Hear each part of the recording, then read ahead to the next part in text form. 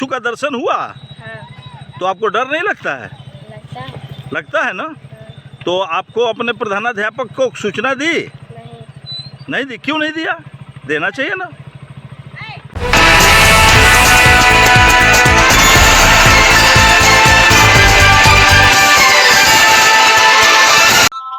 बोकारो चंद्रपुरा से केंद्र सरकार हो या राज्य सरकार, विकास की जितनी ढिढोरा पीट लो, लेकिन विकास की असली सच्चाई कुछ और है।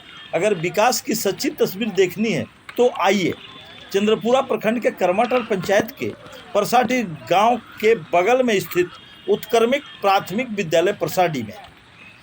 उत्क्रमिक प्राथमिक विद्यालय परसाडी को खोजने में अगर आप परसाडी गांव के ग्रामीण के सहयोग नहीं लेंगे तो आप भटकते रह जाएंगे, विद्यालय नहीं पहुंच पाएंगे। उत्क्रमिक प्राथमिक विद्यालय परसाडी हीरक रोड जो टी मोड़ जाने वाली है के बगल में 500 गज की दूरी पर घनी झाड़ियों और जंगलों के बीच अवस्थित है। विद्यालय तक पहुंचने के लिए कच्ची पगडंडी पकड़कर पहुंचा जा सकता है। कच्ची पगडंडी घड़ी झाड़ियों और जंगलों से भरा पड़ा है। विद्यालय के बच्चे प्रतिदिन सांप बिच्छू जैसे भयानक जंतुओं के बीच होकर विद्यालय पढ़ने के लिए पहुंचते हैं।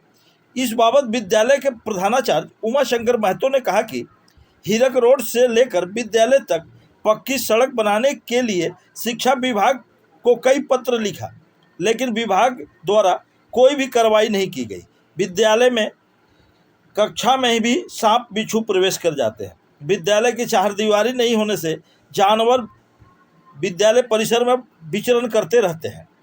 आए दिन छात्रों को भी काफ़ी कठिनाइयों का सामना करना पड़ता है। कभी भी कोई अप्रिय घटना हो सकती है। रसोईया है। इस विद्यालय में आने जाने का जो रास्ता है काफ़ी पगडंडी और जंगल भरा है, तो आप इस जंगल वाले रास्ते से आते हैं, सांप बिच्छू का डर नहीं लगता आपको? लगता है। तो कभी सांप बिच्छू का दर्शन हुआ इधर? हाँ होता है ना। तो आप लोगों ने अपने अधिकारी को इसकी सूचना नहीं दी ये रास्ता बनना चाहिए? तो क्या कहते हैं लोग? होगा, सब सुधार होगा। बोल रहे हैं कि पास होगा, अब अभी तक पास ही नहीं हुआ। क्या है? गणेश कुमार। गणेश बाबू, आप रोज स्कूल आते हैं? किस कक्षा में पढ़ते हैं? और किधर होकर आते हैं? इसी पगडंडी पकड़ के आते हैं स्कूल? सांप बिच्छू का डर नहीं लगता आपको? ना। कभी दिखाई दिया इधर सांप ओप? है? दिखाई दिया है? तो आपको डर नहीं लगता है सांप बिच्छू से? लगता है। चलिए, नाम क्या है? राहुल कुमार। किस कक्षा में पढ़ते हैं? और कहाँ घर है आपका? नालापट्टी। तो स्कूल आप प्रतिदिन आते हैं? हाँ। और यही रास्ता होकर आते हैं? हाँ। रास्ते में कभी सांप बिच्छू का दर्शन हुआ? हाँ। तो आपको डर नहीं लगता है? लगता है। लगता है ना। हाँ। तो आपको अपने प्रधानाध्यापक को सूचना दी? नहीं दी? क्यों नहीं दिया? देना चाहिए ना। क्या नाम है आपका? कन्हैया कुमार। जोर से बोलेंगे। क्या नाम है आपका? कन्हैया कुमार। किस कक्षा में पढ़ते हैं? 5 कक्षा। ये इसी रोड से आते हैं? हाँ। आपका घर किस गांव में है? नालापट्टी। तो नालापट्टी से ये जंगल झाड़ी होकर आप आते हैं स्कूल?